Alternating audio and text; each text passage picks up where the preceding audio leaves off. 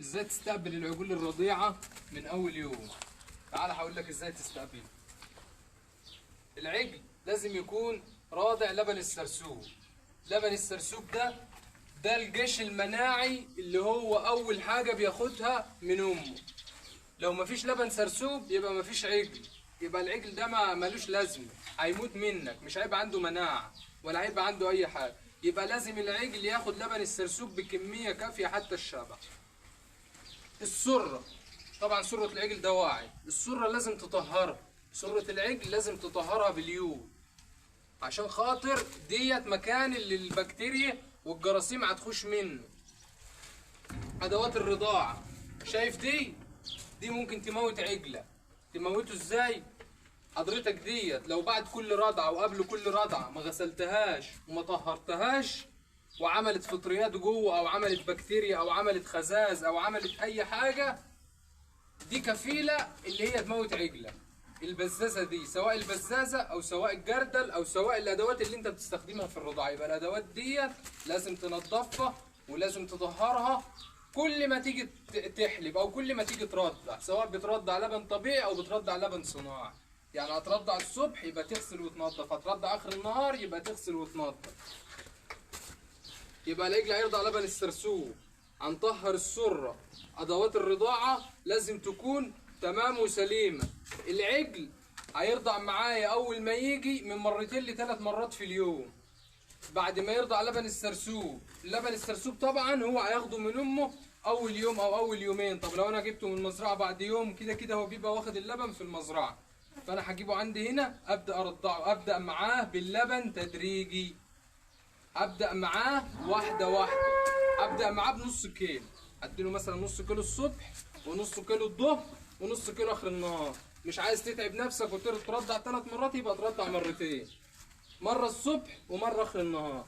طيب ده في اول ايام العجل. طب بعد 3 ايام او 4 ايام هعمل ايه؟ طبعا الميه كده من اول ما يجي انا هحط الميه قدام مني، هو هيشرب براحته، وقت ما عاوز يشرب هيشرب. العلفة الفطام، العجل من 3 يوم لازم تحط له بادي مواشي. بادي مواشي يبدأ يرضع فيه، يبدأ يلحس فيه وياكل فيه بروتين 22%.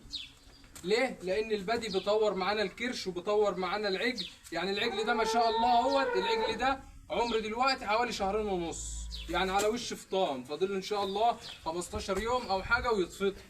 العجل لازم قبل ما يتفطم معايا يكون بياكل من كيلو لكيلو وربع او كيلو ونص علف، يكون بياكلهم لوحده كده قبل انا ما افطمه. طبعا لما اجي افطمه برضه لازم افطمه بالتدريج، ما اجيش مره واحده انا هفطمه النهارده اقطع عنده اللبن، لا كده انت بوظت الدنيا، بوظت اللي انت بتعمله من 2 او من 3 شهور. لا انا هديله الصبح كيلو، هو طبعا هيكون في الوقت ده بيرضع حوالي 2 كيلو الصبح و2 كيلو اخر النهار. ما تديش العجل اكتر من 4 كيلو، يعني العجل ده اهو واللي قبله برضه واللي بيطلع قبل منه انا ما بدوش اكتر من 4 كيلو، هم 2 كيلو الصبح و2 كيلو اخر النهار مع العلفه مع شويه تدريس ناشفين، هو بياكل فيهم كده بالراحه واحده واحده كده. يبقى العجل انا برضعه 2 كيلو، هديله كيلو ونص الصبح، واجي بالليل اديله كيلو، وهاجي بالليل اديله كيلو، واجي بالليل تاني، واجي تاني يوم الصبح اديله كيلو. المهم هفضل ادرج في اللبن، انزل في اللبن كده لحد في خلال 4 أو 5 ايام اكون فطمت العجل، ما افطموش مره واحده. طبعا لما اجي افطم العجل هيبدا يخس معايا، ده طبيعي، او ممكن يبدا يسمن، او ممكن يبدا يحصل له نظام حاجه اضروب كده. فطبعا انت ما تخافش، ده طبعا العجل لسه مفطوم، والعجل هيكون لسه مفطوم كده، فانت ما تخافش من حاجه زي دي، ابدا معاه وما تخافش وما تخافش من حاجه زي دي بس كانت حاجه بسيطه حبيت اعرفها لحضراتكم ازاي تشتغل مع العجل اللي هو لسه جاي من المزرعه.